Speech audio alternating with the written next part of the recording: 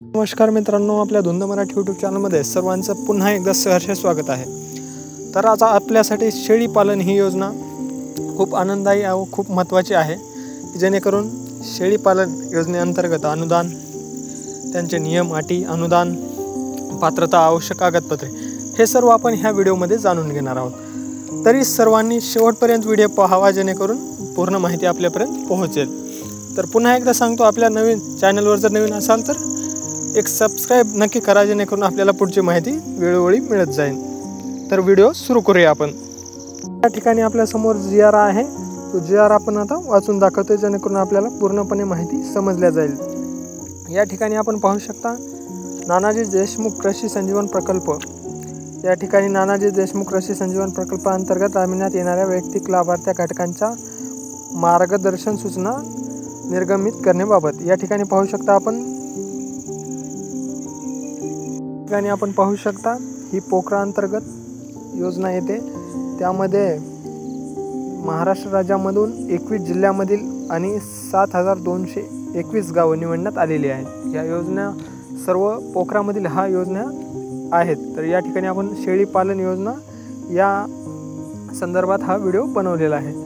तर खाली आल्याच्या नंतर शेळी पालन मार्गदर्शन सूचना, तर प्रस्तावना दिलेली आहे. या ठिकाणी आपण ही प्रस्तावना वाचून घेऊया, जेणेकरून आपल्यासाठी पूर्ण महत्त्वकारक ठरेल. तर हवामान बदलाचा राज्याच्या शेतीवर विपरीत परिणाम दिसून येत असून भविष्यात देखील सादर परिणामाच्या व्याप्ती वाढणार असल्याच्या राज्याच्या हवामान बदलाविषयक कृती आराखड्यामधून नमूद केले आहे.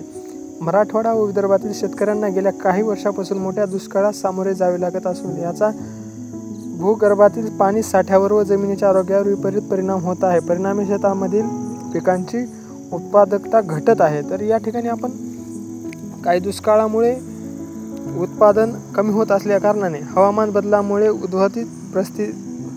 उद्भवलेल्या परिस्थितीशी जुळवून घेण्यात शेतकऱ्याचा सक्षम करण्याच्या उद्देशाने महाराष्ट्र शासनाचा जागतिक बँकेच्या अर्थसहाय्याने नानाजी देशमुख कृषी संजीवन प्रकल्प सुरू करण्यात आलेला आहे. तर या ठिकाणी प्रकल्प क्षेत्रामध्ये शेळी पालनद्वारे भूमिहीन कुटुंबातील लाभार्थ्यांना पूरक उत्पादन मिळवून देण्यासाठी तसेच ग्रामीण भागात रोजगार निर्मिती होणाऱ्या दृष्टीने नानाजी देशमुख कृषी संजीवन प्रकल्पाअंतर्गत शेळी पालन या घटकाचा समावेश करण्यात आलेला आहे.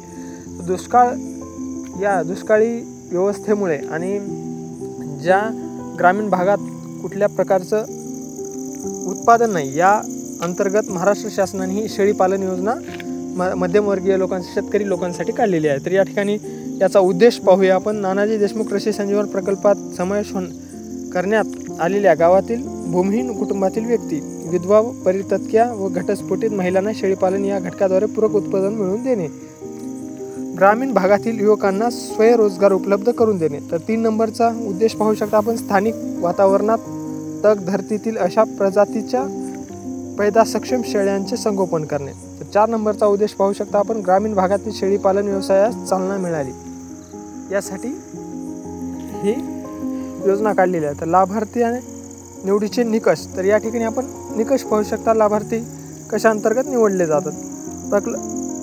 प्रकल्पांतर्गत निवड केलेल्या गावातील भूमिहीन कुटुंबातील व्यक्ती, विधवा, परित्यक्त्या, घटस्फोटित महिला सदर घटकासाठी पात्र राहतील. तर घटस्फोटित महिला वगैरे शेतकऱ्यांसाठी उपयोगकारी राहतील. तर 2 नंबरचा निकष आहे, एका कुटुंबातील एकच व्यक्तीस या घटकाचा लाभ देता येईल. आणि एका कुटुंबामध्ये 2 व्यक्ती हा फॉर्म भरता येणार नाही, तर एकाच व्यक्तीही लाभ घेता येईल. तर 3 नंबरचा निकष आपण पाहू शकता, अर्जदार लाभार्थी अथवा त्यांच्या कुटुंबातील अन्य सदस्यांनी सदर घटकाचा लाभ इतर कोणत्याही शासकीय योजनेतून यापूर्वी घेतला असल्यास ते प्रकल्पांतर्गत लाभ घेण्यास पात्र राहणार नाहीत.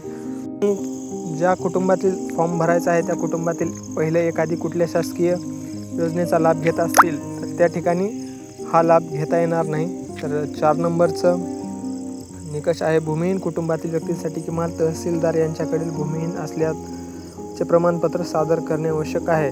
तर या ठिकाणी पाहू शकता आपण, तहसीलदाराचे कुठलंही प्रमाणपत्र आपल्या गावांतर्गत काढलेलं असेल, ग्रामपंचायत अंतर्गत काढलेलं असेल, तो प्रमाणपत्र आपल्याला द्यावं लागेल. तर 5 नंबरचा निकष आहे, विधवा, परित्यक्त्या व घटस्फोटित महिलांना लाभ देण्यासाठी सक्षम प्राधिकारी यांचे प्रमाणपत्र सादर करणे आवश्यक आहे. तरी पाहू शकता आपण, विधवा, परित्यक्त्या व घटस्फोटित महिलांसाठी जरी आपण विधवा प्रमाणपत्र वगैरे काढलेलं असेल तर त्या ठिकाणी आपण देणे अनिवार्य आहे. तर या ठिकाणी खाली आल्यावर पाहू शकता योजनेअंतर्गत समाविष्ट घटक व अर्थसहाय्य. तर या ठिकाणी सदर घटकांतर्गत 4 शेळ्या व 1 बोकड अशा शेळी गट खरेदी करणे अनिवार्य आहे. या योजनेअंतर्गत आपण पाहू शकता 4 शेळी खरेदी करावं लागतील व 1 बोकड असा शेळी खरेदी करणे अनिवार्य आहे या योजनेसाठी. तर पुढील आपण निकष खाली आल्याच्या नंतर शेळी गट खरेदी करताना पैदा सक्षम शेळ्या 2ऱ्या व 3ऱ्या वेतातील असाव्या. वेतातील म्हणजे शेळी खरेदी करतावेळी असतावेळी आपला जो शेळीचा जो भाग असतो शेळी जास्त वयाची नसावी जेणेकरून आपल्याला पुन्हा प्रॉब्लेम येणार. व बोकड किमान वय 1 वर्ष. तर जो आपण घेतो बोकड त्याचं वय किमान 1 वर्ष असावं त्यावरील असणे आवश्यक आहे.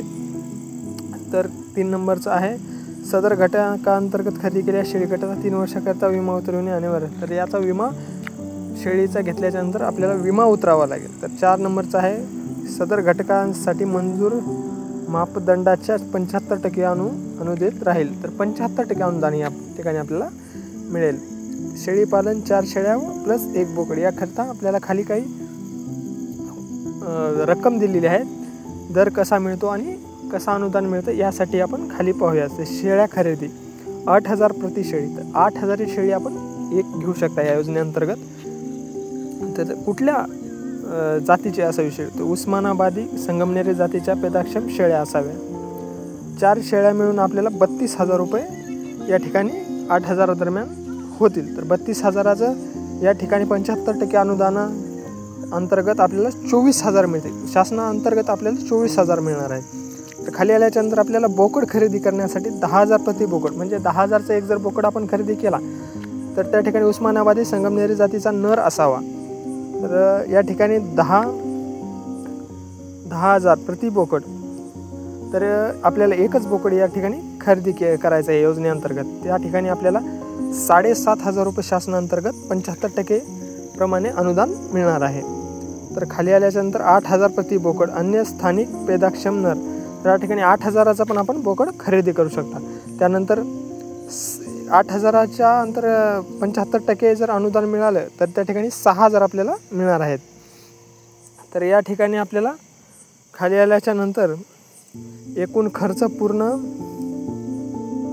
36,814 रुपये इतका येईल. याप्रमाणे जर आपण खरेदी केलं तर शासनाअंतर्गत आपल्याला 75% निधी या ठिकाणी 27,610 रुपये येईल. तर या ठिकाणी आपण पूर्ण खर्च व अनुदान या ठिकाणी आपण पाहिलेलं आहे.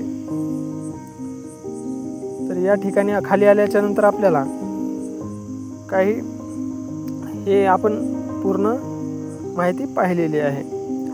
या ठिकाणी आल्याच्या नंतर आपल्याला अंमलबजावणीतील विविध स्तरावरील जबाबदाऱ्या. तर या ठिकाणी आपण पाहू शकता शेळी गटाची खरेदी लाभार्थ्यांनी पुण्यश्लोक अहिल्यादेवी शेळी मेंढी विकास महामंडळाकडून यांच्याकडून करावी व खरेदी तपशिलाची पावती सादर करावी. तर या ठिकाणी आपण पाहू शकता आपल्याला जो फॉर्म असतो भरण्याचा तो ऑनलाईन पद्धतीने केल्याच्या नंतर आपल्याला जोही आपण खरेदी करत आहात ती पुण्यश्लोक अहिल्यादेवी मेंढी विकास महामंडळ यांच्याकडून करावी व पावती आपल्याला जो आपण फॉर्म भरत असतो ऑनलाईन करत असतो त्या ठिकाणी आपल्याला पावती अपलोड करायची आहे. तर या ठिकाणी खाली आल्याच्या नंतर आपल्याला या ठिकाणी खरेदी समितीच्या आधारित खरेदी प्रमाणपत्र. तर शेळी जेव्हा आपण खरेदी करतो त्या ठिकाणी आपल्याला शेळीचे पूर्ण तपशील या ठिकाणी आपल्याला या फॉर्म अंतर्गत आपल्याला टाकायचे आहेत. किमती वगैरे टाकल्याच्यानंतर आपण जेव्हा ऑनलाईन करतो त्यावेळी ही पावती आपल्याला अपलोड करण्यासाठी येईल. इथं ही पावती अपलोड करायची आहे जेणेकरून येणारा पुढचं अनुदान आपलं 75% जे काही अनुदान आहे ते आपल्याला यामध्ये मिळून जाईल. तर अशा प्रकारे ही शेळीपालन व्यवस्थेची पूर्ण माहिती होती. तरी आपण पूर्णपणे समजला असाल ह्या हेतूने आपण हा व्हिडिओ थांबवतोय. धन्यवाद. जय महाराष्ट्र.